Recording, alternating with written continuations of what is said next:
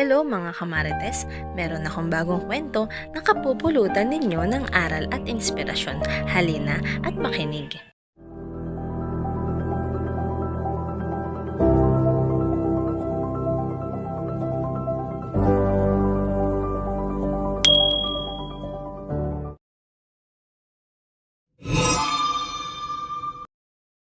Tignan mo yang si Ella, nakapostura na naman at puno ng kolorete ang mukha. Mamamalengke lang naman, bulong ni Aling Perry sa katsismisang si Aling Lenny. Naku, sinabi mo pa, simula noong binayaran ng dating kumpanyang pinapasukan niya, akala mo kung sino na. Abay, hindi naman ganyan dati yan eh. Ngayon pa naisip ko merengkeng kung kailan may anak na. Umiisbid namang komento ni Aling Lenny na para bang apektadong-apektado siya sa naging pagbabago ng kapitbahay na si Ella.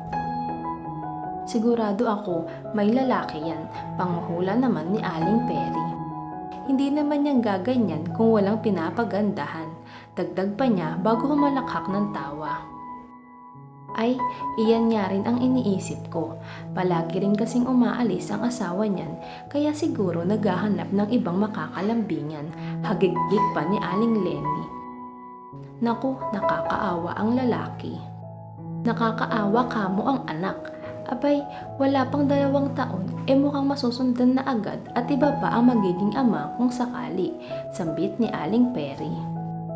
Samantala, nagpapantig naman ang tainga ni Ella dahil kanina niyang panaririnig ang mapang-insultong tsismisan ng 2 marites ng kanilang barangay. Hindi man lang pinagkaabalahan ng mga ito na hinaan ang kanilang boses para hindi niya sila marinig. Talagang kilalang tsismosa ang 2 ito. Kahit nga iyong mga pinagkakautangan nila ay madalas nilang pag-usapan. Kapag nakatalikod ang mga ito na para bang hindi sila nanghingi ng tulong sa tao. Ganito sila kahayok sa buhay ng iba. Gayong ang sarili nga nilang mga buhay ay hindi nila maayos-ayos. Pareho silang walang mga trabaho at umaasa lamang sa kita ng mga asa-asawa nilang mga mas madalas pang mag-inom kaysa kumayod. Ilimahid palagi sa dumi ang mga anak dahil mas inuuna pa ng mga ito ang makipagtsismisan sa labas kaysa asikasuhin ang kanilang mga supling. Gusto na sanang palampasin na lamang ni Ella ang mga narinig dahil may mahalaga pa siyang pupuntahan ngayong araw. Kaya lang ay nagulat siya dahil bigla na namang may sabihin si Aling Perry. Hula ko, paglaki ng anak niya ni Ella ay magiging katulad niya yon, maharot, tumatawa pang ani ni Aling Perry na labis namang ikinapikon ni Ella. Pakiramdam niya ay umakyat sa ulo niya ang kanyang dugo. Halos umusok tuloy ang ilong niya sa galit, kaya hindi na niya napinigilan pa ang sariling hindi ito patulan. Aba, napakahusay niyo naman na po palang manghula ngayon sa buhay ng iba, Aling Perry.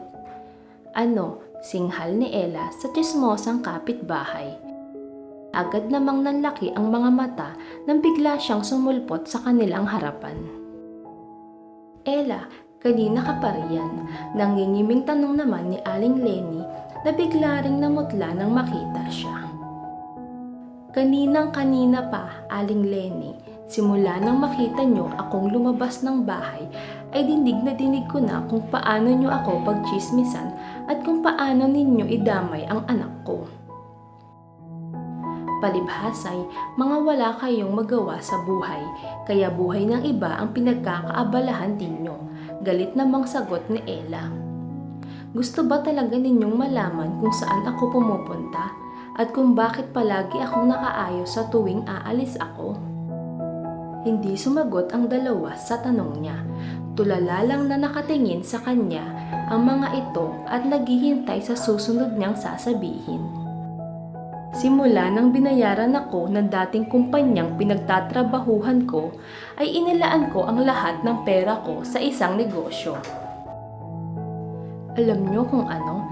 Mga pampaganda. Siyempre, bago ko yun ibenta sa iba, kailangan ko munang subukan sa sarili ko. Tinetesting ko kung hanggang saan ang aabutin kung sakaling aalis ako ng bahay. Kung ano ang epekto nito kapag nainitan at napawisan na ang gumagamit at gaano katagal ang aabutin bago ako muling maglagay. Kaya nakaayos ako palagi, hindi dahil may lalaki ako. Inis na paliwanag niya sa dalawang tsismosang agad namang napayuko. Supalpal sila at napahiya sa sarili nilang katsismosahan. Lalo tuloy silang nanigas sa inggit nang makitang lumago ng lumago ang negosyo ni Ella, habang sila ay nananatili pa ring mga tsismosa. Umangat na ng umangat sa buhay ang mga taong inaapi ng mga salita nila. Salamat sa panonood. Kita-kits ulit tayo mga kamarites!